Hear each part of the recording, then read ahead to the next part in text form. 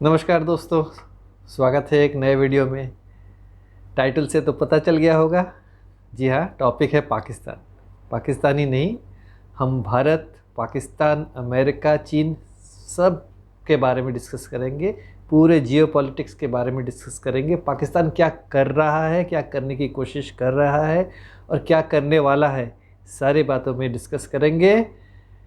Video को अंत तक देखिए, गौर से देखिए, बड़ा मज़ा आएगा। Welcome to Learn Smart Edu channel. मेरा नाम है अंशुमन सरकार और अगर आपने चैनल को सब्सक्राइब नहीं किया है तो प्लीज़ सब्सक्राइब ज़रूर कीजिए। आगे बढ़ने से पहले ये क्लिप पे एक बार गौर कीजिए। मारा है 20 टेररिस्ट को मारा है। हाँ जी। मतलब टेररिस्ट कह लीजिए, लोगों को कह लीजिए, पर वहाँ उनकी धरती में मारा है। कोई भी टेररिस्ट हमारे पड़ोसी देश से यदि भारत को डिस्टर्ब करने की कोशिश करेगा, जी, यहाँ पर यदि आतंकवादी हरकतें करेगा तो उसका मुंह तोड़ जवाब देंगे। यदि वो भगकर पाकिस्तान में जाएगा तो पाकिस्तान में घुस कर मारेंगे। घर में घुस कर मारेंगे, यही कहा ना रक्षा मंत्री राजनाथ सिंह जी ने। जी हाँ, ये उन्होंने एक पत्रकार वार्ता में कही, जो कि उन्होंने CNN 18 को दिया था। ये उन्होंने दिया था अप्रैल के 5 तारीख को। ये जवाब उन्होंने इसलिए दिया क्योंकि पत्रकार ने उनको पूछा था कि एक ब्रिटेन के एक अखबार है द गार्डियन, उसमें छपा है कि पाकिस्तान ने कहा है उनसे कि भारत ने पाकिस्तान में 20 टेररिस्ट को मारे हैं 2020 से 2022 के बीच। तो उसके जवाब में राजनाथ सिंह जी ने ये बात कही थी। अब द गार्डियन में क्या छपा है? द गार्डियन का सोर्स है कि पाकिस्तान के कोई ISI ऑफिशियल ने उनको कुछ दस्तावेज दिखाए हैं कि देखिए भारत ने हमारे देश में 20 लोगों को मार दिए। और 20 लोग कौन थे? 20 लोग आतंकवादी थे। अब आतंकवादी मारे गए उनके देश में भारत का क्या लेना देना? तो ये पाकिस्तान का जो ISI ऑफिशियल था, उसने गार्डियन से ये भी कहा कि देखिए भारत ने कनाडा और USA में भी ऐसी बातें की हैं। कनाडा में अगर मैं बताऊं तो कनाडा में हरदीप सिंह निज्जर करके एक terrorist, Khalistani terrorist, most wanted terrorist है इंडिया का। तो इंडिया ने उसको मरवा दिया वहाँ। देखिए, कोई एक अज्ञात आदमी ने उसको गोली मार दी, अब इंडिया ने मरवा दिया। ये बात कनाडा बोल रही है, उसी बात को ये पाकिस्तानी दोहरा रहे हैं। कनाडा ने आज तक कोई सबूत भी नहीं दे पाया कि निज्जर को किसने मरवाया। उसी तरह से एक खालिस्तानी टेररिस्ट है, वो भी मोस्ट वांटेड है, लेकिन अमेरिका उसको पनाह दे रखा है। वो बोल रहा है कि ये तो एक बेचारा एक एक्टिविस्ट है, वो मेरे देश में पनाह लेके है। ठीक है, तुम पनाह दो, कोई बात नहीं, एक्टिविस्ट है तुम्हारे लिए, हमारे लिए तो टेररिस्ट है वो। उसका नाम है गुरपतवंत सिंह पन्नू। अब वो अमेरिका में बैठ के भड़काऊ भाषण देता है भारत के खिलाफ, भारत के सिखों को, खालिस्तानियों को भड़काता है भारत में टेरर एक्ट करने के लिए। ये सारी बातें वो करता है। उस पे किसी ने अमेरिका में उस पे जानलेवा हमला कर दिया। अमेरिका बोल रहा है कि भारत को कि तुमने मरवाया। भारत ने कहा ठीक है, हम लोग कोऑपरेट करेंगे, आप लोग इन्वेस्टिगेशन करो, हमें प्रूफ दो। तो वो बातचीत चल रही है। उसका हवाला ये पाकिस्तानी ISI एजेंट दे रहा है गार्डियन को कि देखो वहाँ कनाडा, अमेरिका और फिर अब भारत ये कोशिश कर रहा है कि गार्डियन लिख रहा है कि भारत जो कि इजराइल का मोसाद है, रशिया का KGB है, वैसे ही लोगों को मरवा रहा है। भाई, भारत किसी को मरवाता नहीं है। और पाकिस्तान का जो ISI एजेंट है, पहले तो पाकिस्तान ने मना कर रखा था जब हमने डॉसियर दिया हुआ था कि देखो भैया ये सारे लिस्ट है टेररिस्ट्स के, इन लोगों ने हमारे यहाँ हज़ारों लोगों को मारा है, तुम उन्हें वापस कर दो। ना, नहीं, हमारे यहाँ तो कोई ऐसा आदमी नहीं रहता है, कोई टेररिस्ट हम नहीं रखते हैं, हम तो बड़े दूध के धुले हैं। ठीक है, तो अब जो पाकिस्तानी ISI ने लिस्ट दिया है, उसमें मैं एक दो या तीन नाम ही का जिक्र करूँगा, क्योंकि ना आप लोगों को पता चलना चाहिए कि क्या कौन कौन से टेररिस्ट हैं। जैसे कि ज़हूर मिस्त्री, वो IC-814 जो अफ़गानिस्तान का खंडार का जो हुआ था वो मारा गया है पाकिस्तान में, तो भारत का दोष। फिर और एक टेररिस्ट है, ये कमांडर है था जैश ए मोहम्मद का, शाहिद लतीफ़, तो ये मोस्ट वांटेड था, इसने इंडिया में बहुत सारे कत्लेआम किए थे। अब उसको किसी ने मार दिया तो वो भारत का दोष हो गया। फिर और एक है बशीर अहमद पीर, वो हिजबुल मुजाहिदीन का एक टेररिस्ट था, उसने भी भारत का मोस्ट वांटेड लिस्ट में वो भी था, वो मर गया तो वो भी भारत का दोष है। भाई पहले से ही भारत ने लिस्ट दे रखा था लेकिन पाकिस्तान ने मना कर रखा था, अब सडनली कैसे ये लिस्ट दोबारा से आ गया और ये सारे लोग मारे गए तो भारत पे कैसे आ गया? भाई तुम्हारे देश में तो थे भी नहीं ये लोग, अचानक से कैसे मारे गए सब 2 साल 3 साल में? एक बात ये हो गई। दूसरी बात ये है कि पाकिस्तान का ये कहना है कि भारत के स्लीपर सेल्स है UAE में, वहाँ से वो ऑपरेट करते हैं और वहाँ से लोगों को पाकिस्तान में हायर करते हैं, हमने इन्वेस्टिगेशन किया है, देखिए हमारे पास इतने दस्तावेज़ हैं। वो उसने दिखाया हुआ है ISI एजेंट ने इसके गार्डियन के जर्नलिस्ट को। अब बात आके ये पहुँचती है कि भाई पाकिस्तान जो भी दस्तावेज़ दिखाता है वो फर्जी ही होता है, फेक ही होता है। वो UN तक गया है भारत के खिलाफ फेक डॉसियर लेके, फेक दस्तावेज लेके, तो पाकिस्तान पे विश्वास करना बिल्कुल नामुमकिन है। और दूसरी बात है कि अभी पाकिस्तान का जो है अभी हाल फिलहाल में डिस्परेशन बहुत ज़्यादा बढ़ रहा है। बढ़ने का एक कारण है क्योंकि ना भारत में इलेक्शंस होने वाले हैं। अब वो पाकिस्तान क्या करता है, पाकिस्तान 2019 के इलेक्शंस से पहले उसने क्या करा हुआ था, उसने एक अटैक करा था इंडिया में। वो तारीख मैं आपको बताता हूँ, वो है 14 फरवरी 2019 में उसने पुलवामा में अटैक करवाया था। वहाँ पे उसने सुइसाइड बॉम्ब अटैक करवाया था और हमारे 40 वीर जवान शहीद हुए थे, वीरगति को प्राप्त हुए थे। तो ये उसने करवाया था फरवरी 14 को। तब भारत में उसका पलट जवाब क्या दिया था? भारत ने फरवरी 26 फरवरी को उसी साल 2019 में इंडियन एयरफोर्स ने एक एयर स्ट्राइक करी थी बालाकोट के ऊपर। वहाँ पे पाकिस्तान का एक टेरर फैक्ट्री था, वहाँ कम से कम 200 से 250 टेररिस्ट एक ही झटके में ख़त्म हो गए थे। तो भारत पाकिस्तान में घुस के मारा था, तो ऐसे ही मारता है भारत पाकिस्तान में घुस के मारा था।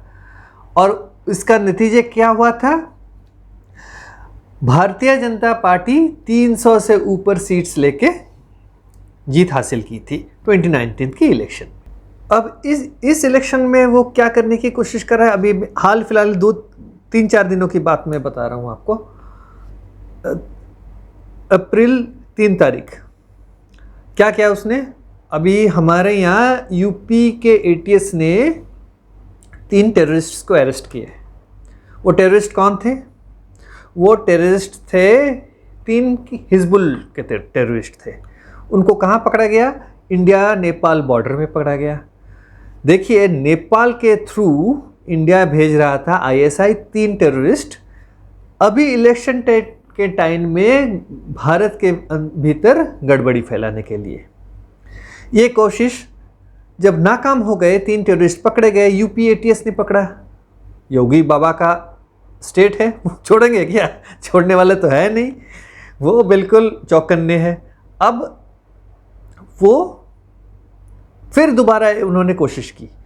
अप्रैल 5 तारीख उरी के भीतर, वहाँ जो हमारा लाइन ऑफ कंट्रोल है, वहाँ से इन्फिल्ट्रेट करा रहे थे टेररिस्ट्स को। कितने टेररिस्ट हैं अभी पता नहीं, लेकिन इंडियन आर्मी और JNK पुलिस के हवाले से पता चला है कि दो टेररिस्ट मारे गए हैं और काफ़ी मात्रा में जो है, जैसे कि 2 AK-47 राइफल्स, कार्ट्रिज, बॉम्ब वगैरह, बहुत सारे आतंकवादी घटाने वाली जो है सामान वो बरामद हुए हैं। अब पाकिस्तान बिल्कुल डिस्परेशन में है कि मैं कुछ करूं, भारत में इलेक्शन को कैसे वो ख़राब करूं, कैसे बंद करवाऊं, क्योंकि ना भारत में पीस है, भारत में प्रॉस्पेरिटी है, जलन है ना, तो वो जल रहा है। आईएसआई अब बोल रहा है कि मेरे से कुछ नहीं हो रहा है, तो मुझे कोई भी इसीलिए नहीं पूछ रहा है, मैं कुछ करूं तो मुझे पूछेंगे।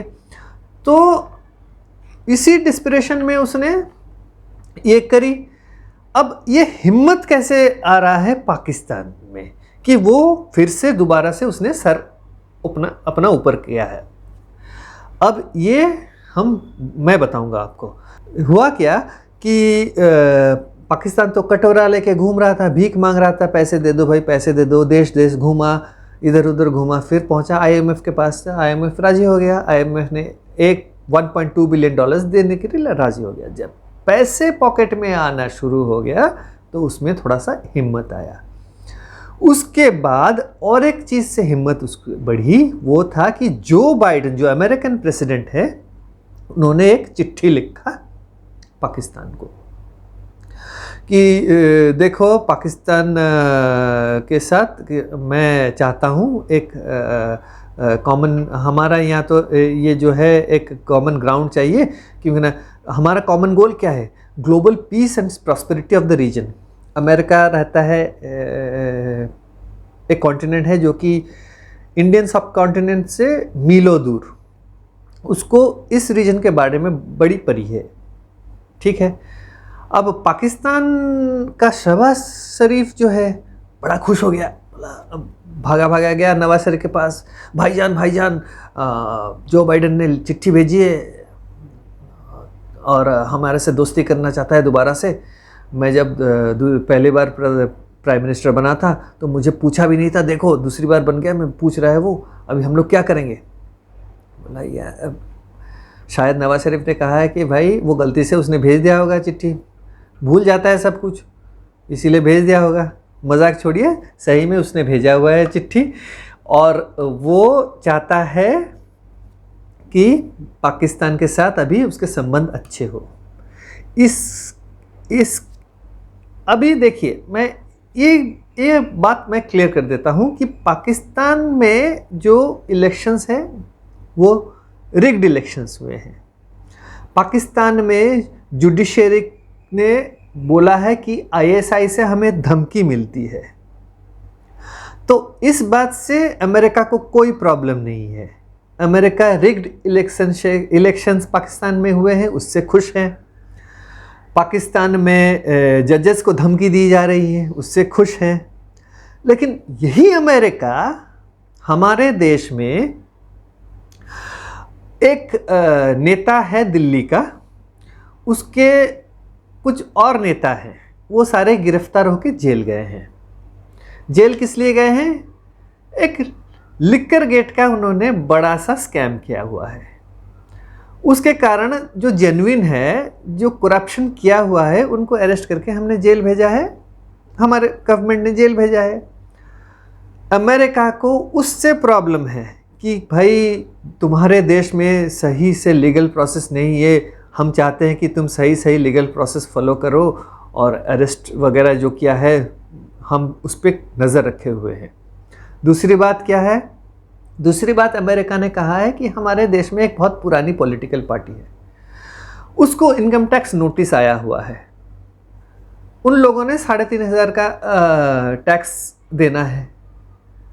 अब उससे भी अमेरिका को प्रॉब्लम है। भाई जो जेन्युइन चीज़ है, इनकम टैक्स डिपार्टमेंट ने पाया है कि इन्होंने टैक्स में हेराफेरी की है, अभी टैक्स मांगा है कि भरो पैसे, तो इसमें अमेरिका का कोई प्रॉब्लम नहीं है, ये legal thing, it is a legal thing.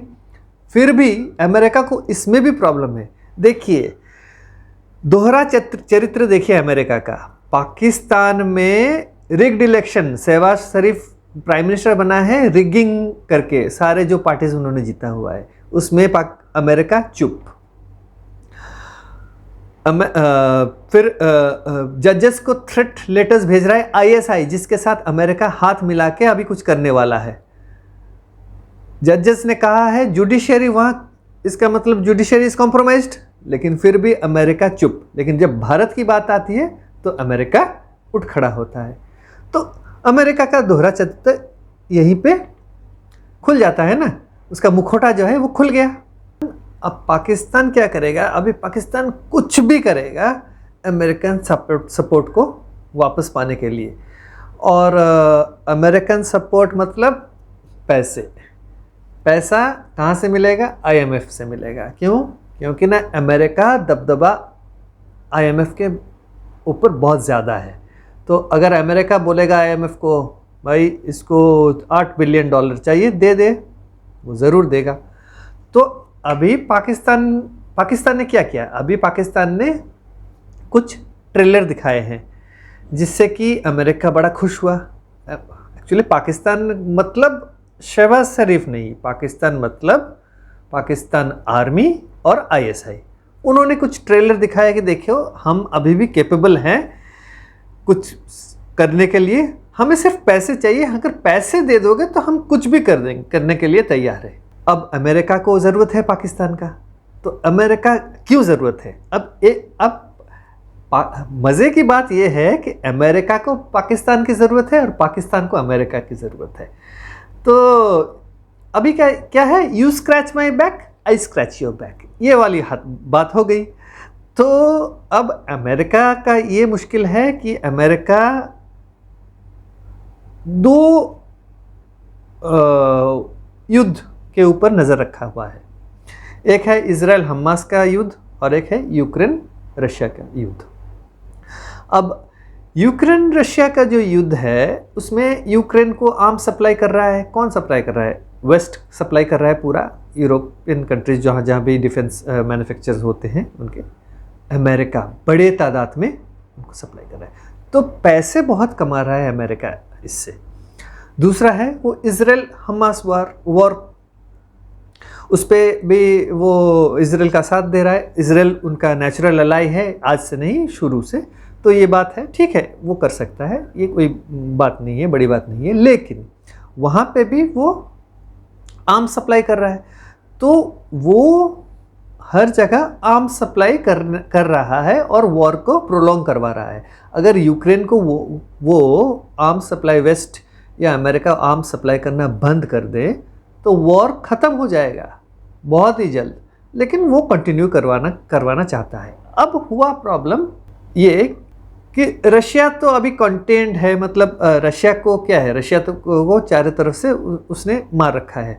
Russia पे उसने सैंक्शन करवा के रखा है। और फिर रशिया के जो भी दोस्त हैं, जैसे कि रशिया का दोस्त ईरान है, उस पर भी सैंक्शंस हैं। तो जैसे कि भारत भी दोस्त है, इसीलिए तो भारत उनसे ऑयल खरीद रहा है। तो किसी तरह से वो रशिया मैनेज कर रहा है। अब इजराइल के फ्रंट में क्या है? इजराइल के फ्रंट में एक प्रॉब्लम ये हो गई है कि इजराइल क्या कर रहा है, हमास के साथ साथ जो उसके और जो शत्रु हैं, जैसे कि ईरान बैक्ड जो टेरर ग्रुप्स है, हौती वगैरह वगैरह, उनको भी टारगेट कर रहा है, वो उनको भी मार रहा है। लेकिन अब सिचुएशन ये हुआ कि मारते मारते मारते मारते इजराइल ने क्या कर दिया? इजराइल ने सीरिया में दमिश्क के अंदर जो ईरानियन एम्बेसी था उस पर भी बॉम्बिंग कर दी। जो स्ट्राइक करी उसमें क्या हुआ? उसमें ईरान का जो है टॉप जो क्वाड फोर्स का एक कमांडर था, ब्रिगेडियर जो जनरल मोहम्मद रेज़ा जहदी, और कुछ ईरानियन रेवोल्यूशनरी गार्ड्स के और कुछ लोग उसमें मारे गए। तो ईरान अभी बड़े गुस्से में है। अमेरिका, जब ये बात हो गई, अमेरिका ने क्या किया? तुरंत ईरान से बात करी फ़ोन पे कि भैया देखो हमने कुछ नहीं किया, हमने कुछ नहीं किया, ये इजराइल ने मारा है, हमारा हाथ नहीं है। भाई तुम्हारा हाथ हो या ना हो, इससे ईरान को कोई फ़र्क नहीं पड़ता। ईरान अभी खफा है। अब अगर आप उस एरिया के मैप को देखेंगे तो ईरान के वेस्ट में पड़ता है इजराइल, ईरान का ईस्ट फ्रंट में है अफ़गानिस्तान और पाकिस्तान। तो अमेरिका अभी ईरान फिरात में है कि जो अमेरिकन एसेट्स है उस रीजन में, पूरे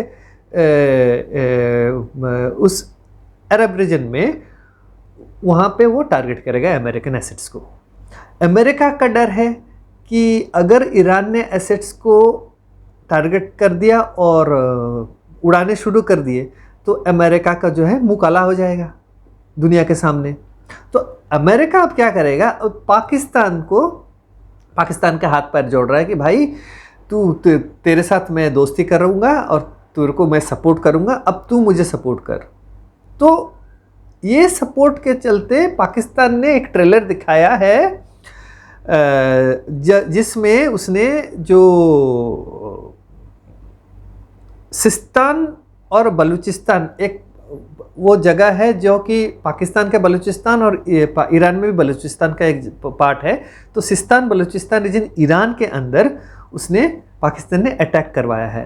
पर उसमें किसने अटैक किया है, उसमें अटैक करा हुआ है जो टेरर ऑर्गेनाइजेशन है जैश अल अदल। ये जैश अल अदल जो है पाकिस्तान के भीतर ऑपरेट करता है।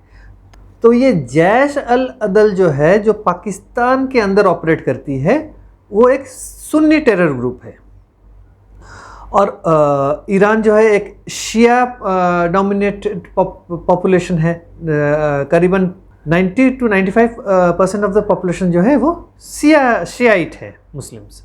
तो अब ये जो है आपका जैश अल अदल ग्रुप, ये इसके मिलिटेंट्स ने पाकिस्तान से इन्फिल्ट्रेट करके जो सिस्तान बलूचिस्तान प्रोविंस में घुसा, वहाँ पे जो कोस्ट गार्ड स्टेशन है चाबहार में, जो रस्क और शरबाज टाउन जो है और एक कोस्ट गार्ड स्टेशन है चाबहार में, यहाँ पे अटैक करी है। तो यहाँ पे रिवोल्यूशनरी गार्ड्स के, ईरान के रिवोल्यूशनरी गार्ड्स के कुछ लोग मारे गए हैं। रिवोल्यूशनरी गार्ड्स जो है ईरान का सबसे टॉप इलाइट फोर्सेस में से है और इनके लोग मारे गए हैं, मतलब ईरान अभी बदला लेके रहेगा।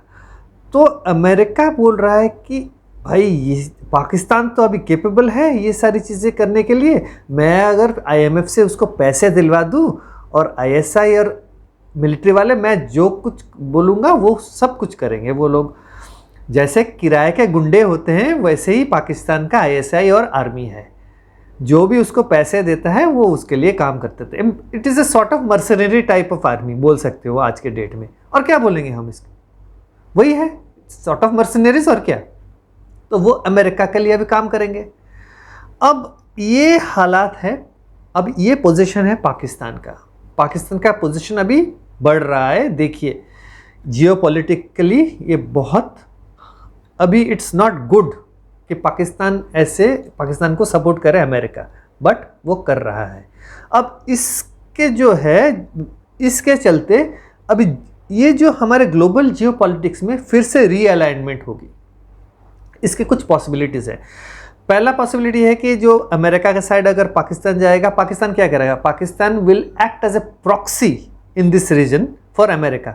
अमेरिका देखिए, अमेरिका क्या है, अमेरिका छोड़ के चला गया अफ़गानिस्तान। तब जब अमेरिका था अफ़गानिस्तान में तो पाकिस्तान के साथ कुछ कर नहीं रहा था ज़्यादा, अमेरिका अफ़गानिस्तान में कंट्रोल में था। जब छोड़ के गया तो पाकिस्तान हावी हो गया उस टाइम। लेकिन तालिबान जब पाकिस्तानियों को मार के वहाँ से भगाना शुरू कर दिया, तब जाके पाकिस्तान को सबक सीखा, पाकिस्तान ने सबक सीखा। अब क्या करेगा अमेरिका क्या है, अमेरिका दूर बैठा है, उसका कॉन्टिनेंट इतना दूर है कि वहाँ तक कोई अटैक भी नहीं कर सकता है। ओसामा बिन लादेन एक था जिसने अटैक किया था हिम्मत करके, आज के डेट में वैसे बड़ा अटैक कोई कर भी नहीं सकता है।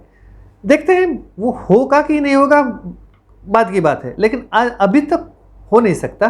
तो अमेरिका दूर बैठा है, उसका कोई खतरा नहीं है, उसका एक प्रॉक्सी चाहिए, प्रॉक्सी बनेगा पाकिस्तान। वो अभी क्या करेगा, ईरान के साथ लड़ेगा। ईरान के साथ लड़ेगा तो ईरान का क्या ध्यान भटकेगा, वो जो इजराइल हमास का वॉर चल रहा है वो अभी पाकिस्तान की तरफ मोड़ देगा अमेरिका उसको अब छुटपुट घटनाएं करा के। तो ईरान अभी पाकिस्तान के साथ अगर कुछ करेगा छुटपुट घटनाएं तो अमेरिकन एसेट्स बढ़ जाएंगे। या अमेरिका क्या करेगा कि पाकिस्तान में कुछ बेसेस मांगेगा पाकिस्तान को, जो हमें बेसेस दे दे, हम वहाँ से अगर ज़रूरत पड़े तो हम ईरान पे अटैक करेंगे, ये हो सकता है।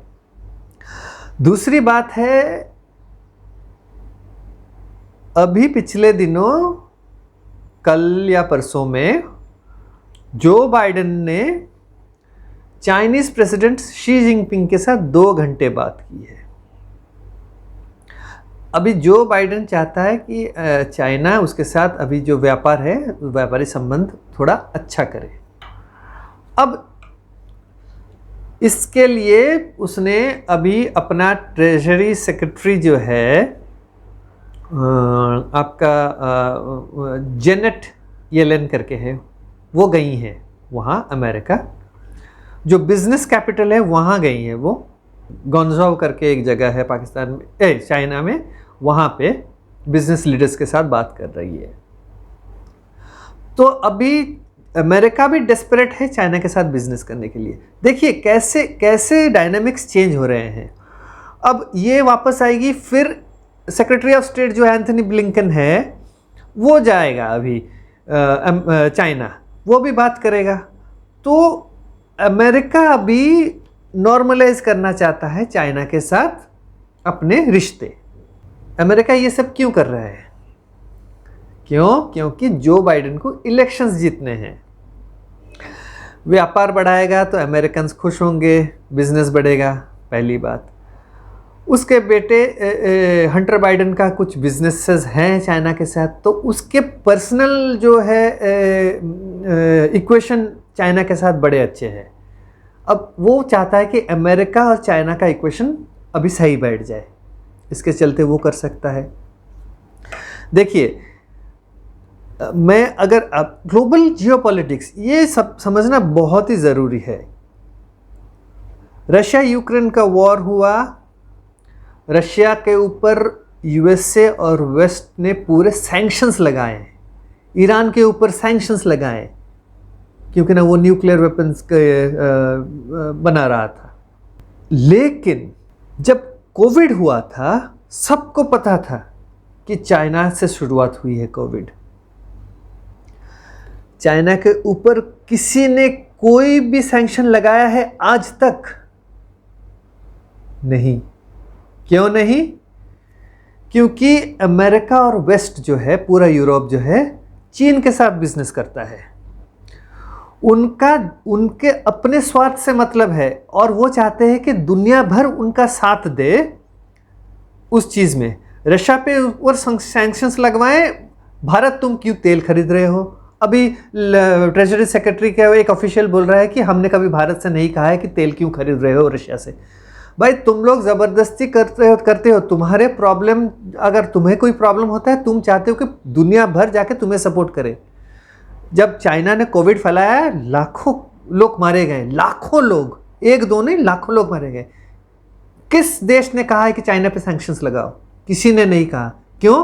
क्योंकि तुम्हें सेमीकंडक्टर चाहिए, तुम्हें इलेक्ट्रिक व्हीकल चाहिए, तुम्हें सोलार टेक्नोलॉजी चाहिए, सोलार पैनल्स चाहिए। तो तुम्हारे देश में कोई सामान नहीं बनता है, सारी चीज़ें चाइना में बनती है और तुम लोग खरीदते हो और इस्तेमाल करते हो। तो तुम्हारे को प्रॉब्लम है। इसीलिए तो प्राइम मिनिस्टर मोदी ने कहा है कि मेक इन इंडिया, हम आत्मनिर्भर बनना चाहते हैं एक विकसित भारत के लिए। यही कारण है क्यों ना ये अमेरिकन और वेस्ट जो है अपने स्वार्थ के लिए कुछ भी कर सकते हैं। और ये पाकिस्तान ने गार्डियन से क्या कहा? गार्डियन से कहा कि हमारे यहाँ कोई टेररिस्ट नहीं है। और भारत पहले बोला था, जब भारत अब जब मारे गए टेररिस्ट तो क्या कहा कि भारत ने मरवाए। भाई मैं तो आज की डेट में भी बोल रहा हूँ कि पाकिस्तान में जो लोग मारे गए थे, इंडिया ने डॉसियर भेजा था, तो डिटेल उनके पास था, तो उन्होंने उन टेररिस्ट को खुद उन्होंने उड़ाया है और भारत पे ब्लेम करा है भारत को। ये रीज़न हो सकता है। क्यों मैं बता रहा हूँ? क्योंकि ना देखिए, ये सारे टेररिस्ट जो है पाकिस्तान में थे। अब ISI बोल रहा है कि अगर ये किसी भी तरह अगर अरेस्ट हो गए, कि कोई विदेशी के हाथ में पड़ जाएगा, तो वो बड़े टेररिस्ट्स हैं, तो उनके हैंडलर्स का कौन है? उनके हैंडलर्स ISI हो सकता है, पाकिस्तानी आर्मी हो सकता है। तो इससे क्या होगा, पाकिस्तानी आर्मी या आईएसआई ऑफिशियल्स के नाम आ सकते हैं, हो सकता है, क्योंकि हैंडलर्स तो आर्मी है पाकिस्तान में। हर टेरर एक्ट जो होता है हिंदुस्तान में आईएसआई के इन्वॉल्वमेंट है, तो ये हो सकता है। अब ओसामा बिन लादेन हो, अल जवाहिरी हो, इनको कौन उड़ाया? इनको उड़ाया अमेरिका ने। कहाँ छुपाता है ओसामा बिन लादेन? वो छुपाता है अबोटाबाद में। अबोटाबाद में कहाँ? 900 मीटर पाकिस्तान के मिलिट्री बेस से, 900 मीटर। और पाकिस्तान को पता नहीं था? पता था। अमेरिका आया, उसको पाकिस्तान के अंदर मारा। तब पाकिस्तान को नहीं लगा कि अमेरिकन मार रहे हैं, मेरे यहाँ एक इतना अच्छा इंसान था, उसका नाम था ओसामा बिन लादेन। याद है आपको अफ़गानिस्तान में क्या हुआ था? अफ़गानिस्तान में दो अमेरिकन मारे गए थे। जब अफ़गानिस्तान छोड़ के अमेरिका वापस जा रहा था, 2 अमेरिकन सोल्जर्स मारे गए थे। तो उसने क्या किया, उसने काबुल के शहर के अंदर बॉम्बिंग कर दी, एक फैमिली को उड़ा दिया, जो कि बिल्कुल किसी भी तरह से वो 2 अमेरिकन सोल्जर्स के मौत के लिए जिम्मेदार नहीं थे। तो अमेरिका ये कर सकता है। अमेरिका काबुल अफ़गानिस्तान के अंदर अल जवाहिरी को मार सकता है, अल-कायदा का जो हेड था, लीडर था, उसको मार सकता है। उसमें कोई गलती नहीं है। और पाकिस्तान में जो टेररिस्ट मरे वो भारत ने मरवाए। भाई अमेरिका भी मरवा सकता है, या तुम लोग खुद मार सकते हो और भारत के ऊपर ब्लेम डाल सकते हो सकता है ये बात। तो अभी देखिए, अभी तो ये शुरुआत है। मुझे लग रहा है कि आगे आगे पाकिस्तान और भी ताकतवर होगा अमेरिका के सपोर्ट से। ऑलरेडी जो है रशिया में जो कंसर्ट में जो अटैक हुआ था, वो IS खरोसान जो है, इस्लामिक स्टेट खरोसान है, वो उसने अटैक का जिम्मा लिया है। वो कहाँ से ऑपरेट करता है? वो पाकिस्तान से ऑपरेट करता है। तो पाकिस्तान का जो हाथ है टेररिज्म में, वो दुनिया भर में है। अमेरिका का प्रॉक्सी बन के अभी पाकिस्तान दोबारा से काम शुरू करेगा। अभी हमें देखना है। भारत के लिए ये बहुत ही चिंताजनक बात है। तो भारत अभी सोचेगा, अभी इलेक्शंस तो ख़त्म हो जाएंगे, जून 4 तारीख के बाद तो नया सरकार बन जाएगा। अभी देखते हैं क्या हो रहा है। तो अभी पाकिस्तान के ऊपर सबके नज़र है। तो आने वाले वीडियोस में मुझे लगता है कि पाकिस्तान के बारे में और भी चर्चा होगी। अगर वीडियो आपको अच्छा लगा है तो वीडियो को लाइक कीजिए, और अपने अगर चैनल को सब्सक्राइब नहीं किया है तो चैनल को प्लीज़ सब्सक्राइब कीजिए, क्योंकि मैं ऐसे ही मैं रोचक वीडियो लेते आऊँगा। तो अगले वीडियो तक नमस्कार, जय हिंद।